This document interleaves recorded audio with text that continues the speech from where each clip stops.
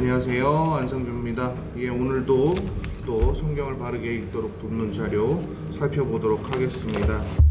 자, 우리 예수 그리스도의 출생까지 아마 봤을 겁니다. 그렇죠? 그분의 사역에 대해서 우리 좀 살펴보도록 하겠습니다. 자, 우리나라 말로 자꾸 번역을 하니까 그분의 사역이라는 개념으로 얘기하니까 사역이 뭘까 이런 얘기들을 좀 많이 하는데요. 그분께서 하셔야 했던 일이 있습니다. 그렇죠? 예수 그리스도께서 하셔야 했던 일이 있어요. 제가 지난 고고학을 많이 첨가해서 토요일날 강의를 했었어요. 지난 토요일날 기억나십니까? 기억나세요? 오케이. 자, 아들이든 딸이든 고대 근동사회, 그러니까 이미 신분주의 국가에서는 아들이랑 딸이 해야 하는 것들이 있었어요. 레아 이야기하면서 했던 거 기억나십니까? 그럼 다시 한번 할까요? 자, 레아에게 하나님께서 태를 열어줄 때 허락하셨던 게 있었어요. 그게 바로 뭐였죠? 야곱의 분신이라는 개념이었었어요. 그렇죠? 그렇죠? 아들을 3명이나 낳고서야 그제서야 하나님을 찬양하기에 이르르잖아요. 그렇죠? 그러니까 4명째 때 그렇게 했잖아요. 이거 다 아시는 내용이에요. 그렇죠? 예. 자, 분신이라는 개념, 즉 이 이야기를 제가 왜 꺼내냐면 사역이라는 개념 때문에 그래요. 히브리권 문화에서는요, 그러니까 신분주의 문화라고 할게요. 히브리권 문화라고 또 얘기하면 또 오해하니까. 신분주의 문화에서는요, 사역이라는 개념은요, 도제의 개념보다 좀 더 위에 있는 개념이에요. 자, 도제는 뭐죠? 도제라는 개념은 이제 예를 들어서 라면을 되게 잘 만드는 그 요리사가 있다고 칩시다. 그의 아들이 일본에서는 어떻게 해요? 그 가게를 이어받기 위해서 전수를 받잖아요. 그런 걸 이제 도제라고 하는 거예요. 그러니까 자신의 모든 능력을 전수받는 거, 그걸 도제라고 하는데, 이거에 위에 있는 능력이라고 제가 말씀드렸잖아요. 자, 하나님 자신이라는 개념이에요. 그러니까 도제, 그러니까 그 능력을 발휘하는 그것 자신이라는 개념이라고. 자, 조금 어렵죠. 자, 그럼 예수님의 말씀 가지고 좀 해볼게요. 나를 본 자는 이미 하나님을 보았다라는 말씀을 하셨어요. 맞습니까? 네. 바로 그 개념이에요. 이게 바로 그 개념이에요. 나를 본 자는 누굴 봤다고요? 하나님을 보았다. 바로 그 개념이라고요. 분신, 즉 야곱의 분신이 누구였어요? 루벤. 맞죠? 시몬, 레위. 이러면서 그제서야 하나님을 찬양했다고 레아의 개념에서도 등장했던 거 기억나실 겁니다. 그렇죠? 예, 신분주의 국가에서는요, 아들이라는 개념, 즉 유업을 이어받는다는 이 개념은요, 결국 자기 자신이라는 개념이다. 자기 자신이라는 개념이다. 여기까지 다 이해되셨나요? 많이 어렵죠. 예, 어려워요. 왜? 우리나라 문화로는 이해할 수 없기 때문이에요. 우리나라는 그냥 자식은 자식인 거잖아요. 그렇지 않아요? 그런데 신분주의 문화에서는요, 아들이라는 개념은 곧 예를 들어서 안상규라는 사람이 아들을 낳았잖아요. 그러면 안상규가 안상규한 거예요. 이게 참 많이 우리나라 문화로 받아들이기는 어려워요. 왜? 우리나라는 그동안 그렇게 받아들일 수가 없었잖아요. 근데 신분주의 문화에서는 바로 그런 개념이라고요. 그래서 예수께서 늘 하셨던 말씀이 나를 봤으면 예수 그리스도를 봤다. 이 얘기였던 거예요. 아직도 이해가 안 돼요. 아니요. 이해가 안 되는 게 아니라 여러분이 피부로 느끼지 못하는 문화이기 때문이에요. 그렇지 않아요? 피부로 느끼지 못해요. 아들이라는 개념이. 그래서 그럼 여기까지 다 이해되셨나요? 자, 딸이라는 개념에 대해서도 지난번에 제가 말씀드렸을 거예요. 히브리어로 안 쓰기로 했지. 여자라는 개념도 물론 있어요. 그리고 여자를 지칭하면서 되게 순결하고 고귀한이라는 단어를 쓸 때 알마라는 히브리어 쓰지 않기로 했지. 아무튼 그런 개념이 있어요. 어렵다. 히브리어 안 쓰고 설명하기가 너무 어렵군요. 네. 메일에서 난리가 났어요. 메일 한 50통 받은 것 같아요. 아니 단어는 써도 되는데 문장을 쓰니까 어렵다고 그랬죠. 그런가요? 아무튼 자, 고귀하고 존귀한이라는 이 개념을 가지고 있는 게 바로 딸이라는 개념이에요. 이해되셨죠? 네. 근데 이게 되게 중요한 메시지예요. 이게 굉장히 중요한 메시지라고요.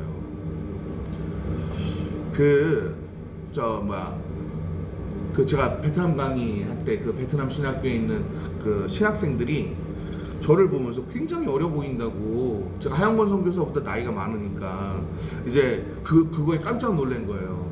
그러더니 이제 그 학생이 그랬대요.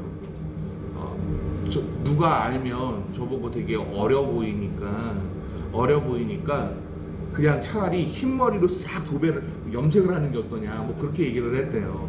근데 실질적으로 여러분 그러신 분들이 계세요. 교수님들 중에 좀 어려 보이니까 자기 좀 안 어려 보이려고 여기를 뭐라 그러죠? 뭐라 그래요? 흰머리로.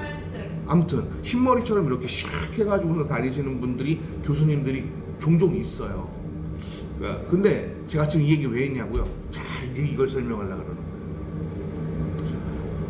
안광신 씨, 저의 혈육이었던 제 아버지였던 분도 굉장히 어려 보였어요.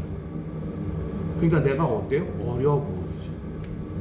저희 큰아버지 보여드리니까 저희 김하임 사모님이 놀랬어요.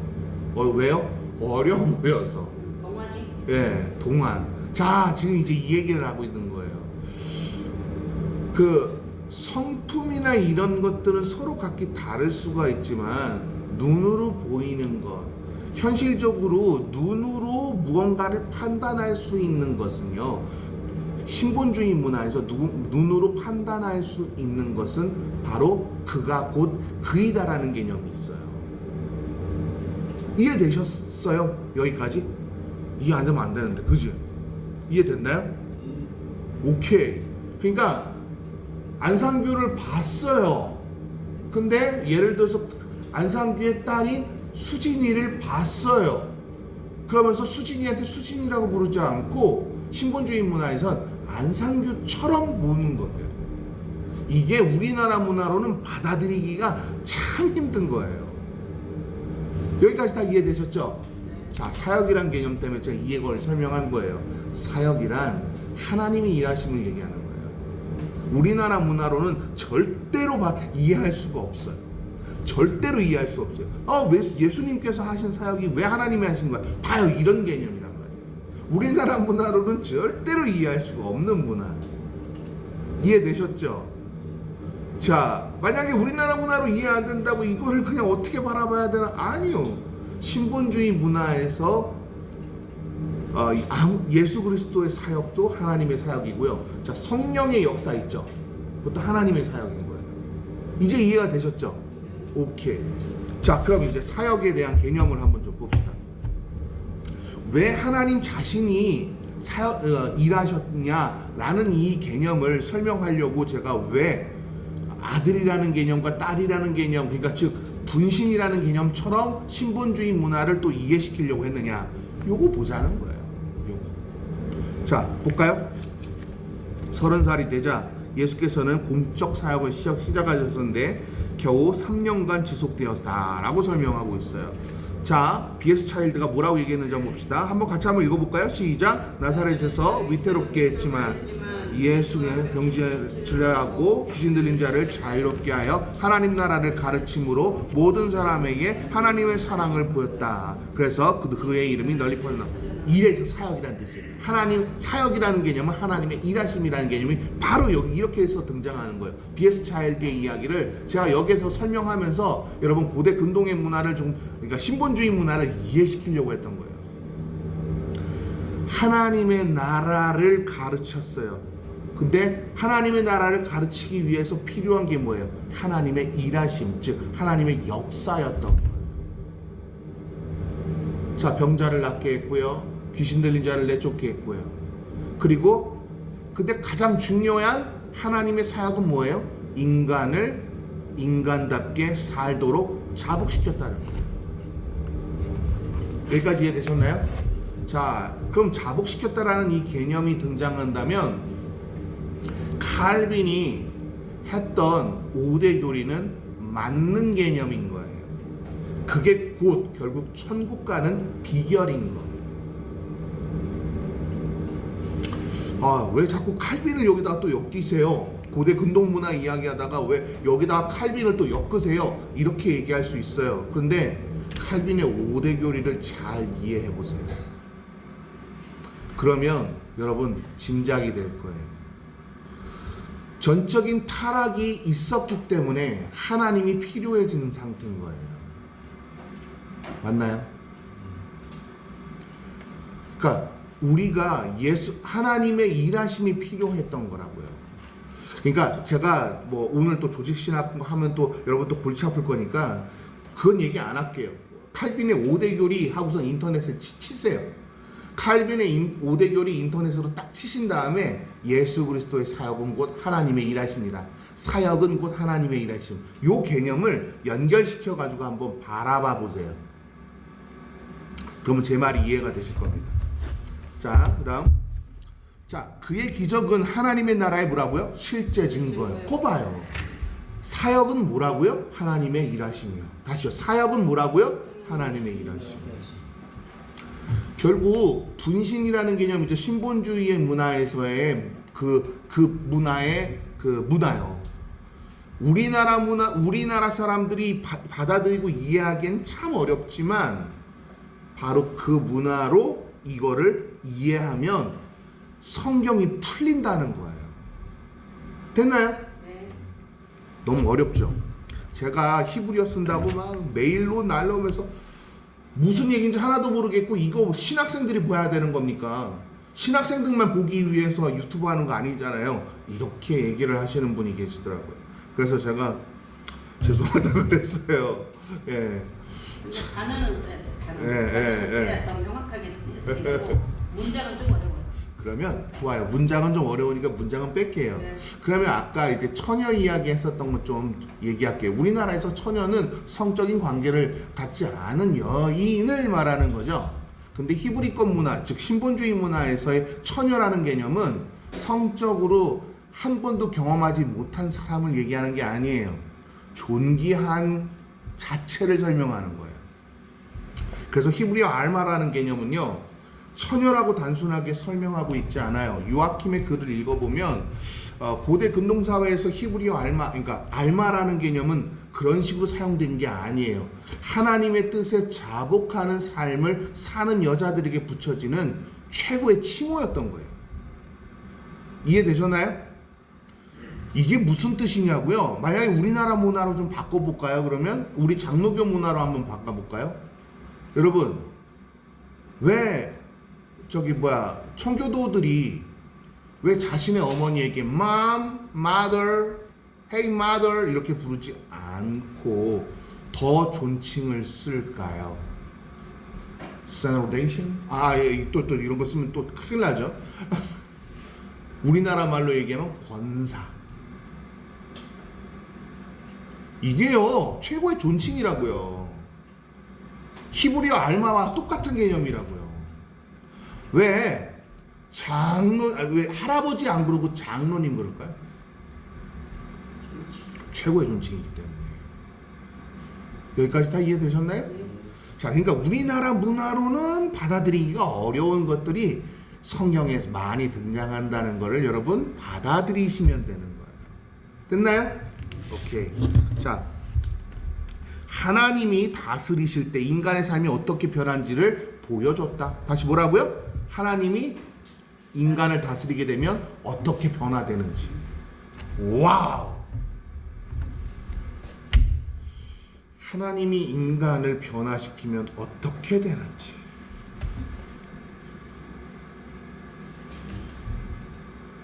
하나님이 잡으면, 그러니까 예수 그리스도에게 사로잡힌 존재들은 어떠한 삶을 살았죠? 그의 삶까지 내어주죠. 그렇지 않았나요?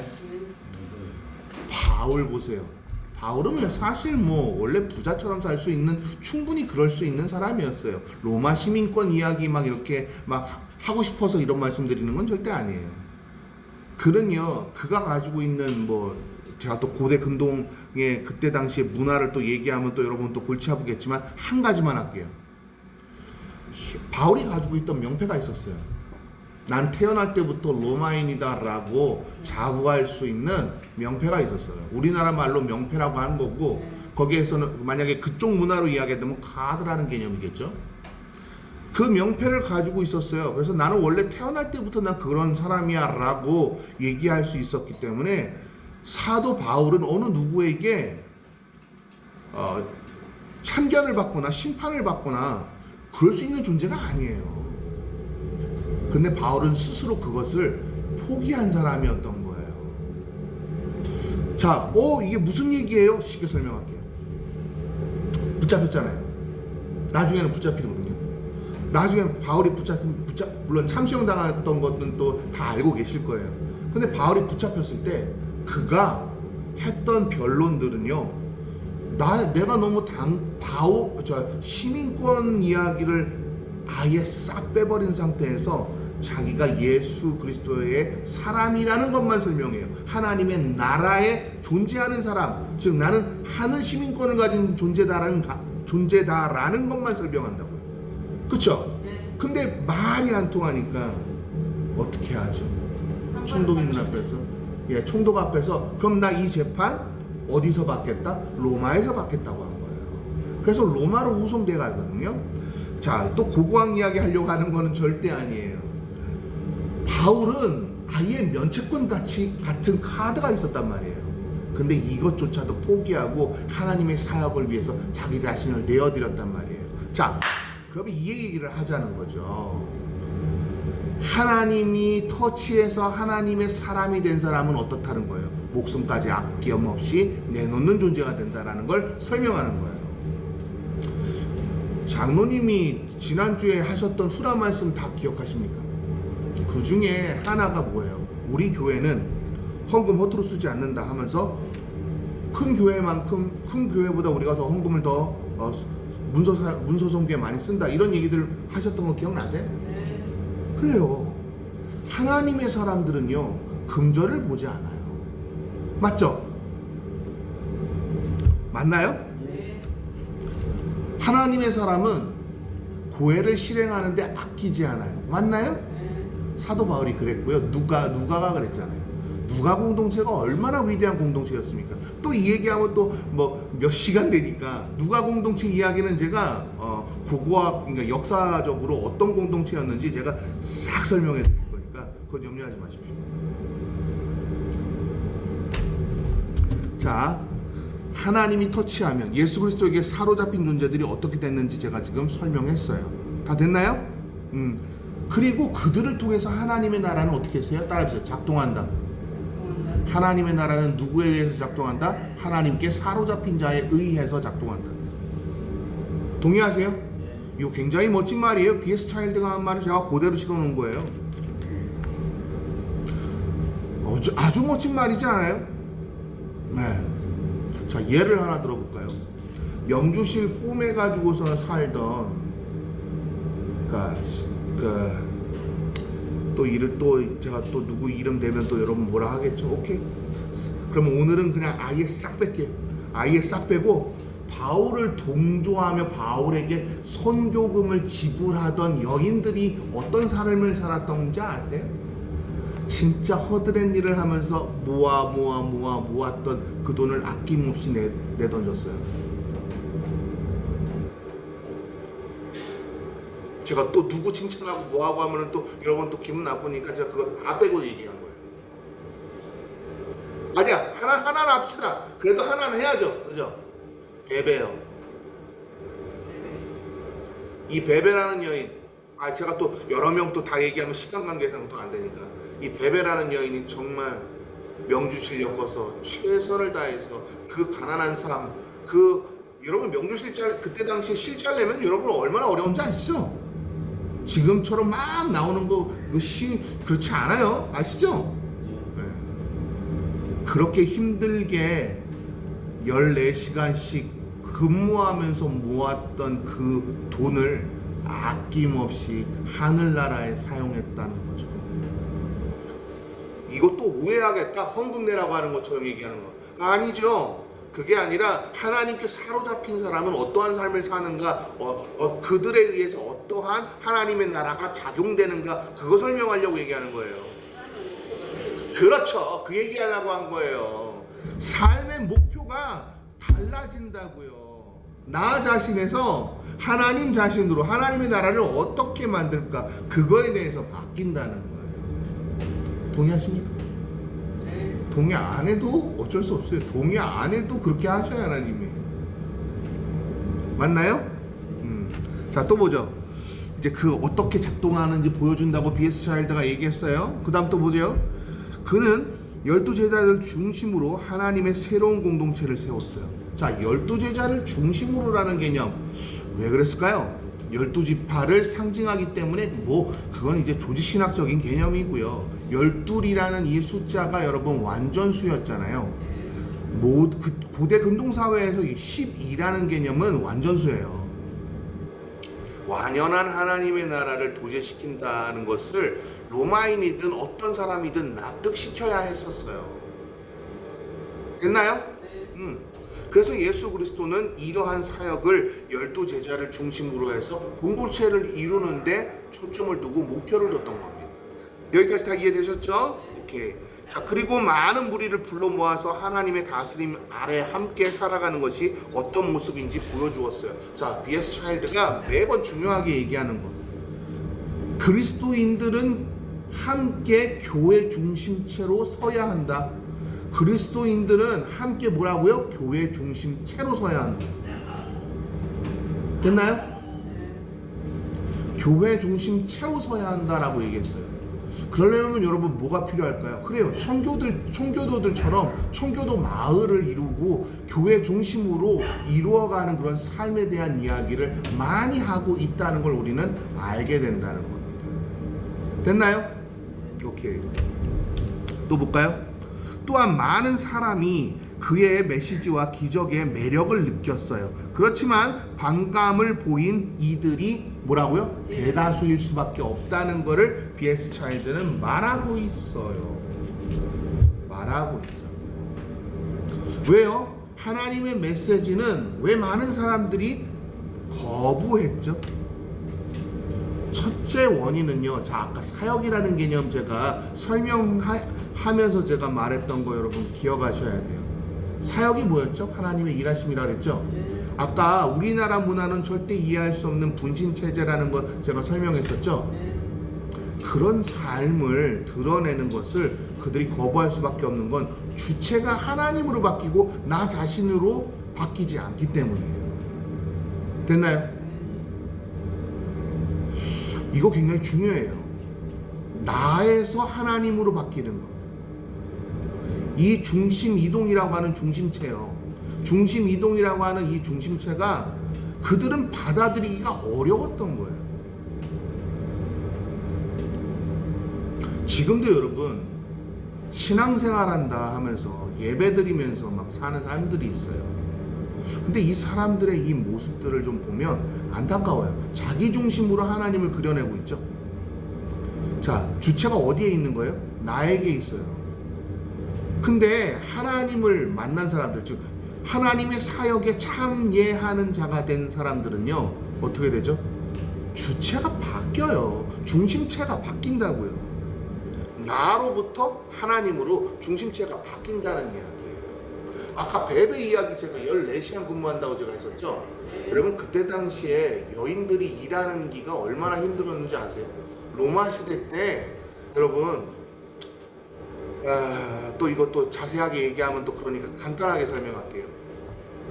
아무튼 바울이 사역하던 그 당시에 여자가 일한다는 것은요, 그 집안이 얼마나 남자가 일하기가 형편없는지를 보여주기도 해요.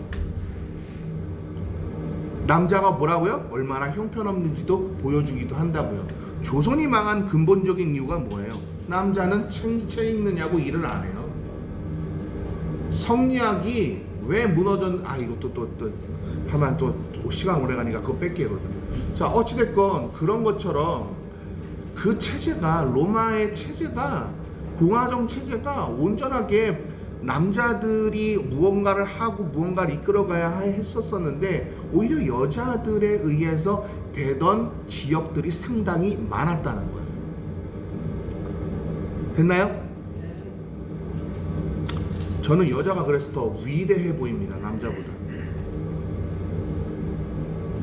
그래서 제가 아들을 낳지 않기를 바랬고 딸이기를 바랬던 이유가 바로 여기에 있어요. 왜냐하면 남자가 생각하는 사고와 여자가 생각하는 사고는 확연히 달라요. 그렇지 않나요? 자, 또 봅시다. 자, 예수로 인해 위협을 느꼈던 종교 지도자인 그리고 정치인 그리고 기득권 세력들이 반감을 특별하게 가질 수밖에 없었다라고 여러분 B.S. 차일드는 말해요. 어떤 걸 인용해서 했을까요? 예, 요세푸스의 역사 기록을 인용해서 이 말을 했던 거예요.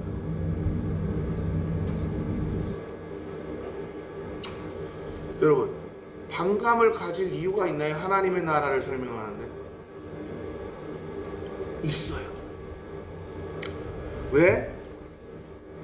진짜 교회라면 사람들이 받아들이기가 납득이 어려운 것들이 하나 있어요. 내가 중심이 되는 것이 아니라 하나님의 중심이 되기 때문에. 아까 제가 중심체 이동이라는 표현을 썼잖아요. 그렇죠? 그런 개념이기 때문이에요. 여러분, 교회가 자기 중심체가 되면 문제가 심각해지잖아요.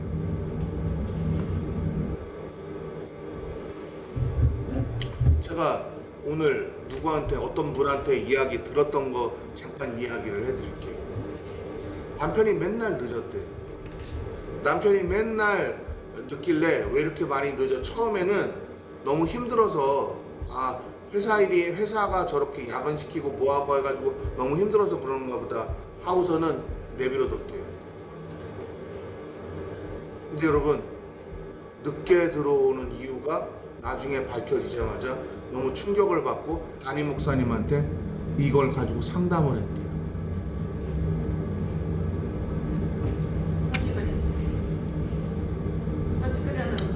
저녁에 할 일이 뭐가 있어?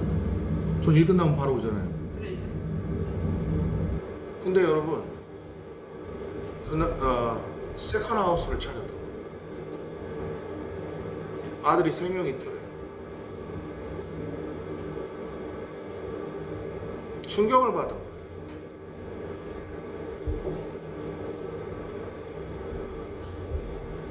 그러니까 남자는 일찍 들어오지 않을 이유가 없다, 이 얘기하려고 하는 건 아니고요. 청교도 문화를 좀 잠깐 소개하려고 해요. 청교도는요, 남자든 여자든 7시를 거르지 않아요.